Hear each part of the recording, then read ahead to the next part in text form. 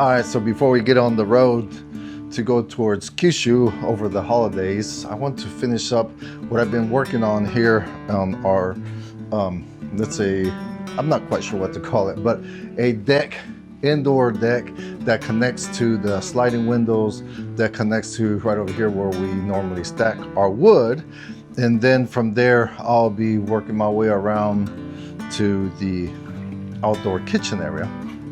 I'm hoping to make this all nice and pretty, but practical more importantly, so that we can easily come outside, grab wood, stack wood, cook outdoor with the smoker. I bought a sink, and then I had the water connected by a local plumber, and a little table and so on. So that's what I need to get to today before we hit the road tomorrow towards Kyushu.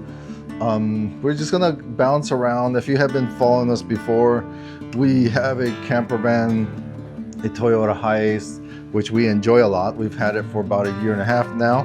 So if you're interested in some of those videos, traveling around Japan, the camper van, RV, regular vehicle, bike, whatever, we try to provide some tips and of different trips that you can take.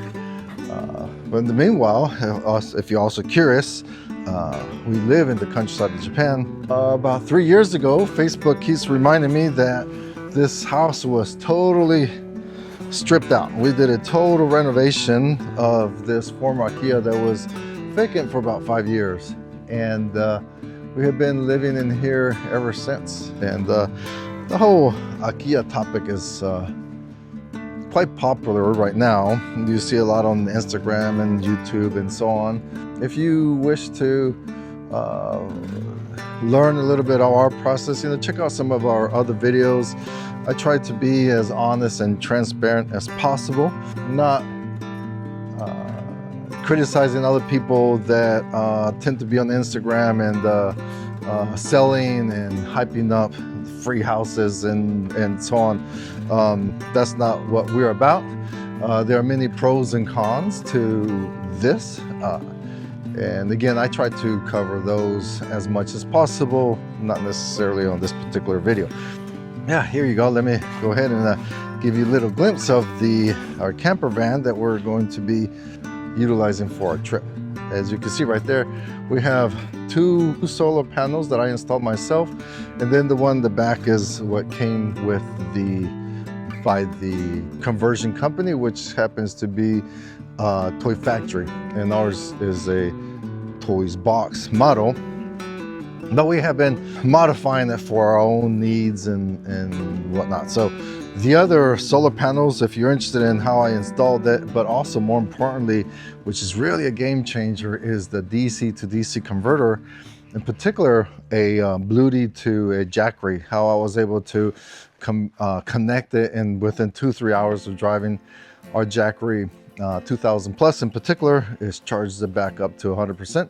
With that, we're pretty much off the grid. So when we go to Kyushu now, let's say we tend to stay at Michinoekis, parks, but wherever you can stay. One of the things I really enjoy about YouTube and why I continue doing this after 3 years, even though we're done with renovation, is the different connections, different people that I get to meet. And this is, I guess this is the continuation of that type of videos, is that I get to go and visit and interview, chat with other people, like-minded or different-minded. It's okay to have different opinions, right? For example, over Thanksgiving, I had the opportunity to meet up finally with Ray in Okayama. Him and his wife bought a beautiful kominka. Kominka is a older Japanese house. I guess normally you could say is pre-World War II. Gorgeous house. They're still going to do the renovation. I'm working on the video, so please stay tuned. Subscribe if you want to be alerted to when that comes out. And then as I can, I'll make the drive down to Okayama, which is about 3 hours from here, and spend the night and see the progress if possible. But a beautiful, gorgeous house. So check out some of those videos. And then also here in town, we have another fellow American veteran as well, young guy, so he has all this energy in the world. Cleared out this huge, beautiful land. Also took ownership of some old abandoned rice fields, and so he's currently, as we speak, he's building a beautiful home. Have been recording that progress, so check out some of those past videos and future until it's complete. The carpenter that is doing the work is Kayaki-san. He's the carpenter that did our renovation, and he focuses on healthy living.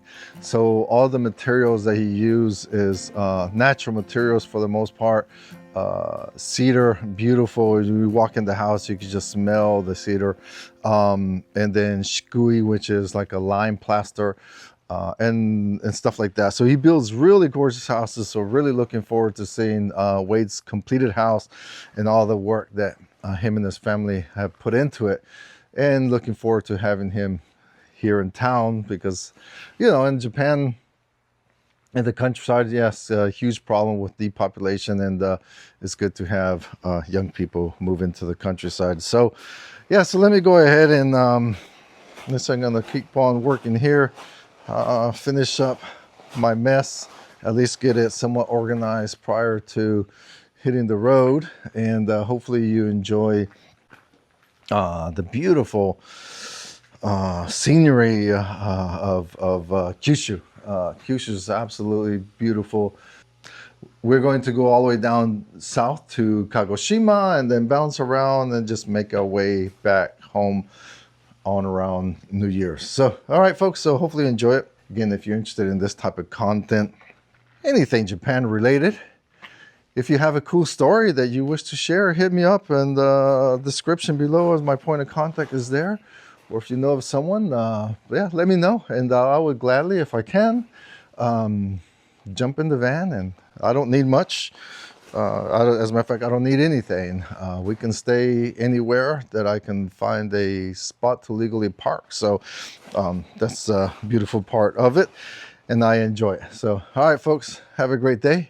Merry Christmas, Happy New Year. Have a great day. Bye.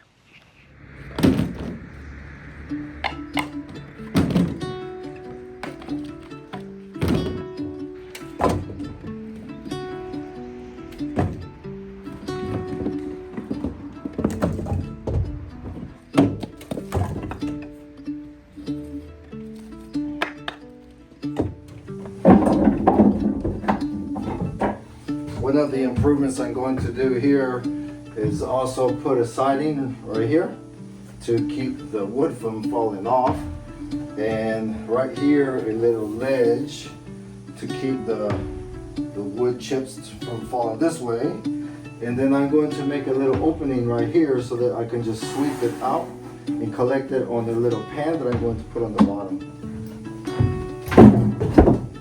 And two of these full will last about a week of constantly burning while we're home.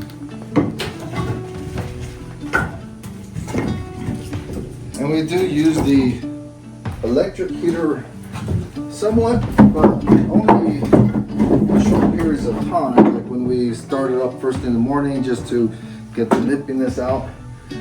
We also use a kerosene heater, which I prefer. However, I learned last year that I probably should get one of those CO2 sensors just to make sure that it's burning clean. We had an old used one.